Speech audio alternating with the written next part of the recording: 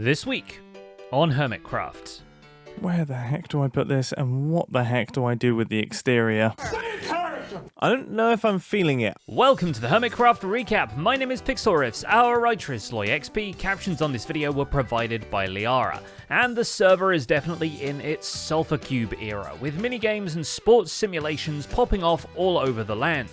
Considering the whole point of the new kickable Jello guys was to give creative people on multiplayer servers something to play ball with, it's safe to say we predicted this. But we did it with a big grin on our faces because we knew the Hermits would knock it out of the park. Until they figured out which Sulfur Cube didn't fly that far, or built a roof on the park. Yeah, now he's in the way. Get out! Get out of there! And that's a 4, dude. What is that?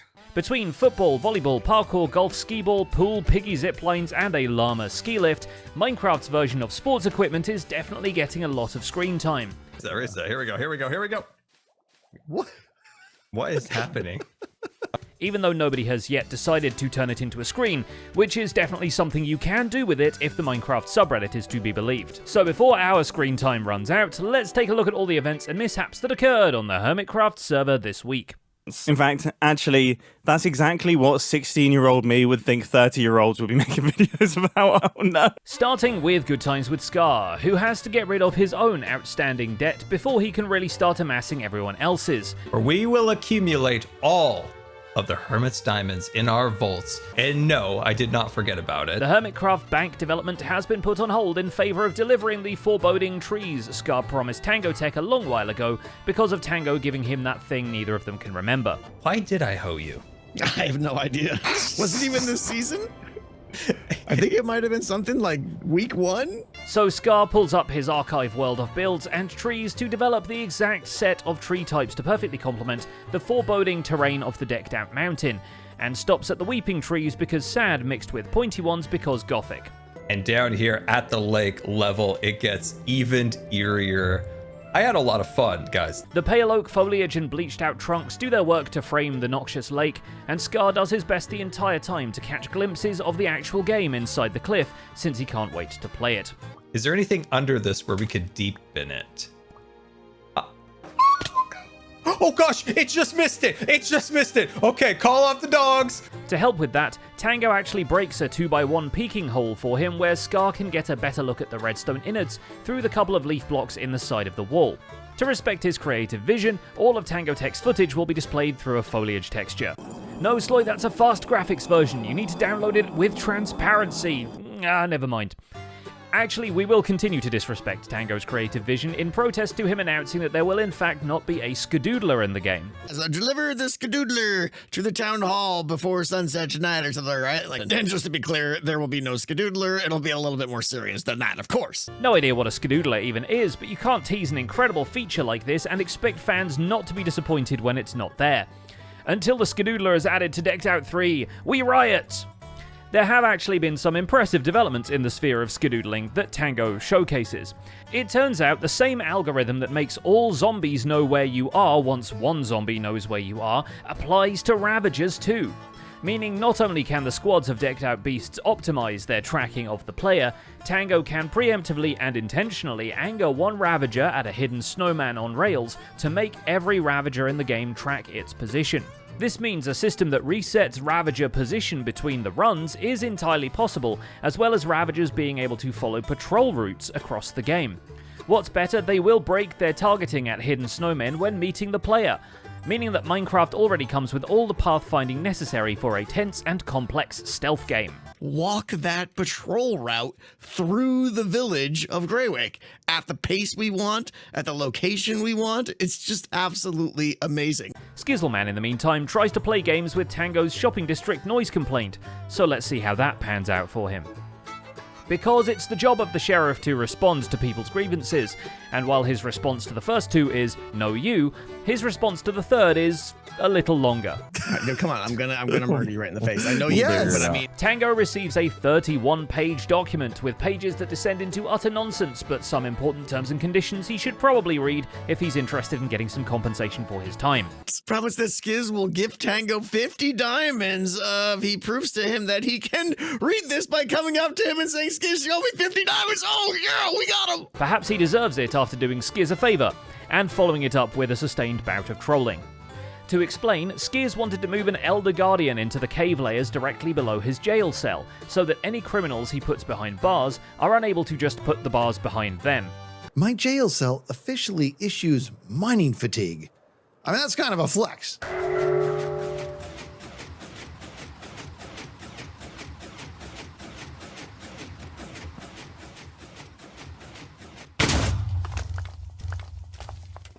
After some extensive testing of the radius for the Elder Guardian jump scare, he concludes that he's going to have to bury it pretty deep, but if Scar wants, it could also serve as some pretty effective bank vault security. First, he has to recruit the new security megafish, so he hires the derp in a move that makes us feel very nostalgic, and they conspire to fishnap the ancient sea beast through the nether. We push. Yeah, we push. Everything's gonna be just fine. You'd think it was a bad omen when the first block they break douses Tango in lava, but the whole operation goes off without a hitch, despite Skiz having dug the tunnel down to the Elder Guardian's new apartment right next to the wall of arrow dispensers Joe Hill's built in the shopping district. Oh my God, mining fatigue. And it's a rail. It's a one-hit break. Okay, now this guy... You are the worst! Tango then deceives them about not having mining fatigue, a move for which he probably should have been locked up if it wasn't for the fact that he had been already. This is what we call a double jeopardy. At least with all that hard work done, Sheriff Skiz can put his feet up now that Hoffen has modeled them for him. And it's hard to sell because the postures, I mean, how flexible am I? But the answer's not very. In other creature-moving news tangentially related to Tango, Doc M77 has begun transforming the nearby face of the decked-out mountain into a ski resort, and as you might expect from Doc, has gone all out on ski lift technology. It's gonna be way more cool and smooth, free hanging, obviously. Simulating accurate ski lift towers and cables, the whole thing is powered by sulfur cubes riding minecarts around a track, and it doubles as a roller coaster if you want to ride it yourself. You can never have enough rollers. Right? Yeah, I like it. But the whole point is that instead of the T-bar or the chairlift, he has the llama, which he ends up cloning from the Room of Impulses silo, where apparently he's keeping 2 of every animal like he's preparing for a flood. The result is that Doc's ski lift ends up dangling more llamas than the Wandering Trader, and it provides a nice smooth ride to the top of a slope, which will eventually become an icy piste for toboggan riders. You know, just want to make it look like it's this mechanical bit that is on top of lifts, kind of. He also continues the magical decorations for his icy plateau with the first of many beacons, but hopefully he's comfortable moving it later if this comment is right about the latest trends of base relocation. But I think you should move your base 10 blocks to the right, and 2,400 of your mad lads upvoted it. Cubfan135 actually falls prey to what we call a Minecraft classic when half the yardstick for his Cube Crusher minigame turns out to be 1 block off. A pretty important thing to get right in the game, all about measuring how far you can mallet stomp a sulfur cube. And do exactly the same thing you just did on this red cube. Okay, that was negative yards again. The fix for that comes in an avalanche of fixes and tweaks for his beloved sports complex, along with the toggleable jump boost beacon for his volleyball arena, so Hot Guy is now also the Tall Guy. The tidying up is even technically through the roof, since Cub ups the roof itself by a few blocks to accommodate future expansion, giving the whole base a nice fresh trim on the perimeter. That and have this cool block sort of shining through there. Though the green most pertinent for him, as per usual, is the golf course. After all, he promised themed holes to the Project Block donors, and he finds no better way to honour them than to put massive replicas of their heads on the green. So there are now Corrales and BOO sticking out of the terrain as you throw yourself across the server. Not only do we name the hole after him, he's actually on the hole, baby. Let's go. Sports Day continues as XB Crafted time-lapses his way to building the skee-ball game on the server, although it still needs a little playtesting. He fixes some issues with the 7-segment display and shrugs at the Sulfur Cube return shoot, but at least it's ready for players to chuck a diamond in and score some buckets. Yeah, that's taken a minute for some reason. I don't know why I don't feel like that should take that long. It's bound to be a hit with the hermits who will show up to any ball game in the area, like Etho, who is becoming a menace on the sockball field, then invites XB to test out some of the parkour course. Oh man, I'm trying to get the hermits more excited about parkour. Make it less parkour-y, and I'll do it. A much different kind of competition appears to be rising on the server, as the players that already were given copper bulbs in a recent update still seem to gaslight each other for sport. Yeah, that's a cut, everybody. We're good to go. I think that's probably a wrap as well. We can probably go ahead and tear down the duplicate that we built. This is just our way of complaining that iJevin and Corrales' videos now come with cliffhangers over whether the guys actually did do the incredibly destructive pranks onto the other one, and we fear the day the answer will be yes. Luckily, just like last time, Corrales hasn't actually redrowned Jevin's base, Jevin hasn't actually set fire to Corrales' one, though the threats have given a good scare to their respective fan bases. It makes sense either would hesitate to put their money where their mouth is, given that Corrales already spent all of his on the gambling machine in the Nether, and Jevin has buried all his riches in the treasures for his mystery digging shop. That logic, of course, loops in on itself when Corrales actually buys some maps from Jevin's establishment. He does actually hit a trapped treasure box, but we only know that because he digs into the TNT charge from below, disabling it. That stinky pirate tried to kill me, but is there any treasure? It is! Okay, there is treasure! iJevin, in the meantime, undergoes some remarkable character development, and instead of demanding Corrales surrenders his gold, goes off to the Nether to make his own one. With the seafloor decorations now ongoing at his bay, he will need much more decorative gold than a Corrales could provide, which is why Jevin puts together a nether roof magma block coil that tricks zombie piglins into giving you money to chase turtle eggs. Minecraft technology is amazing. Oh, it's cooking. They are kind of getting stuck. It's not going to be perfect, but ooh, that makes me happy. But now that Rome hasn't burnt down, Corrales introduces mythology to his villa by building a cliffside temple in the best traditions of the Parthenon, only to confirm that the statue at the center is dedicated, not even to himself, but to the new plushie he's making with Makeship. Maximus Placius. Okay, this is just something for now. Just so we can get a clear vision. Another prank has found its way to False Symmetry's base, Smallish Beans having responded to the east ending of his base with a rainbow bridge handle on top of False's towers. Yeah, kind of expected that from Joel. Maybe not the rainbow specifically, or that position exactly, but Not sure what to put there instead, False actually keeps the new addition, especially since she's too preoccupied with the foundation work on the build to worry about the top side. And the foundation really needs to be worked on, since there kind of isn't any. Fly back towards Joel's again and spin around. There's kind of a big old gap. The corner of the entry stairway facing other people's bases is completely hollow and needs at least covering up. But False being False, she's not content with just the initial curtain of stone and adds a spiraling bridge over the lake that the corner crashed into.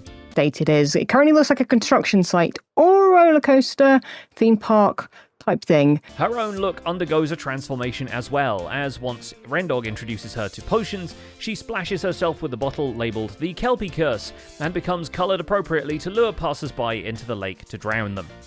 Luckily, the idea of climbing onto her back feels too absurd for anyone to actually try it. Upgrade is here. The upgrade is here. Look at me. Now, I do want to give a good shout out to Marsky, of course, and of course to Hoffman as well for helping me out with a bridle, which will now sit pride of place right there in the stables, of course. BOO has decided the only colour of the rainbow he needs is red, as near enough every grass block at the centre of the Shattered Plains is covered in poppies, roses, and tulips. And there's more where that came from, provided he's able to hold out for 26.3. He's already been in the snapshots testing whether red shrubs and poplar leaves fit the look he's going for. And then what, to yellow? Yikes, yikes. Ooh, that flows very nice. What he can do in the meantime is just casually build some custom cliffs to add some visual interest to the arena's edge. Good shape.